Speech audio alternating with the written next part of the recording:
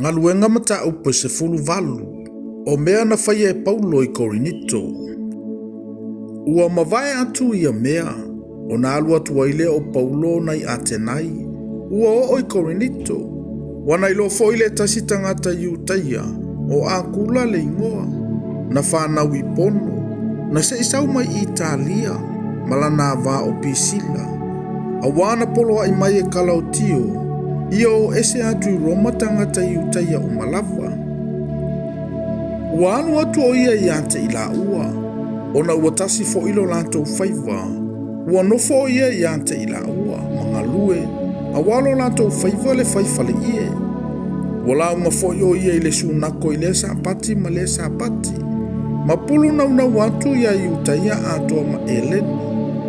Awa mai sila ma Timoteo mai Maketonia, ona tino ulea o le loto o Paulo, ua tau tino atu i tangata Iutaia o Yesu o le keriso lea. Ua fatu i ese mai i lato uma upuleanga, ona lulu atu lea e ia o na ofu, ua fai atu i ante i lato.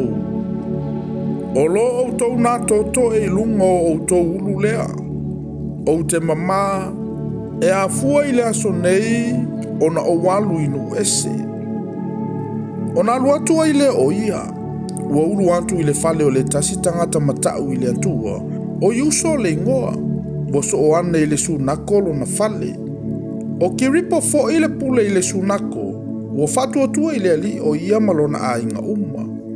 E toa telefo i tangata Korinito e na whaalongo ua fatu atua i lantou, ma ua papatisoina. Ona whetalai mai lea o le ali i a Paulo i le whaalinga i le po. Aua e te fefe, aia e tautala atu, aua le whaalolongo, aua o te i ante oe. E lea i foi se tasi oso mai i ante oe whaasawa i ante oe. Aua e to te leo utangata o i le nei a ai. Ua ia nofo atu ai, pea o le tausanga atoa mamasina e ono, ua o atu i ante i lantou i le afionga le tua. Ua fai kali ona masui kone sula i a kaia. Ona feo safi mai leo Iutaia i a Paulo ma le lotonga tasi.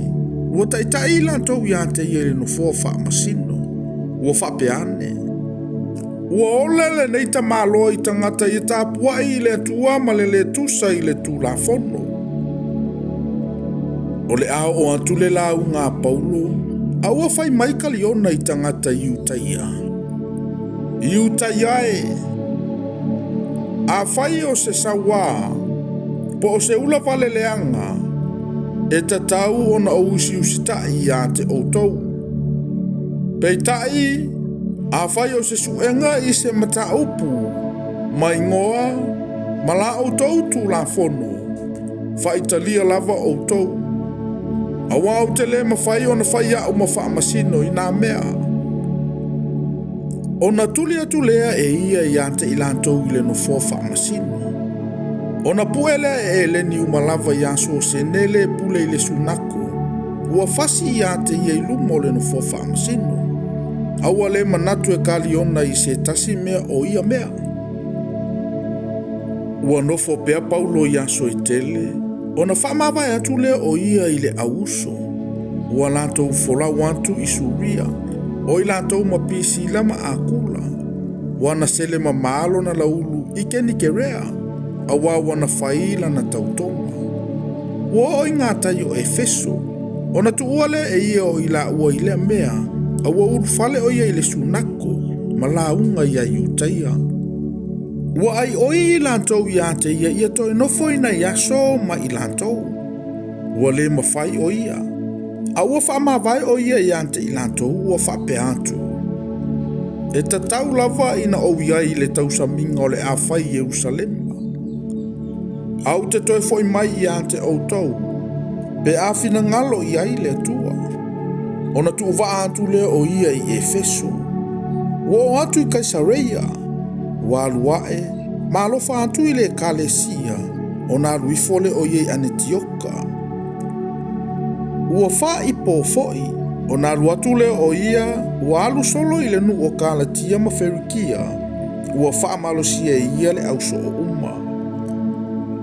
Ua sau foi e Efeso le tasi tangata Iutaia, o Apolo le ingoa, o Alesania na whanawai, o le tangata mauupu, ma le poto i tusi. Ua o ina le nei tangata i le ala o le alii, ua malo si fo ilo na loto, ua tautala atu o ia mamatua o atu i upu o le alii, na o le papatisonga Ioane, ua iloa e ia.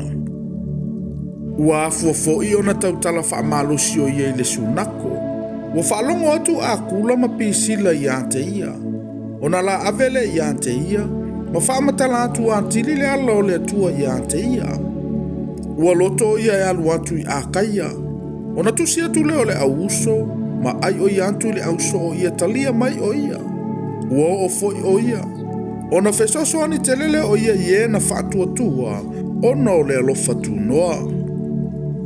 Awa ua finau mauai o ia i tangata Iutaia ma le whaamalosi ilu mo le nuu. Ua whaasino atu i tusi o Yesu o le keriso lea.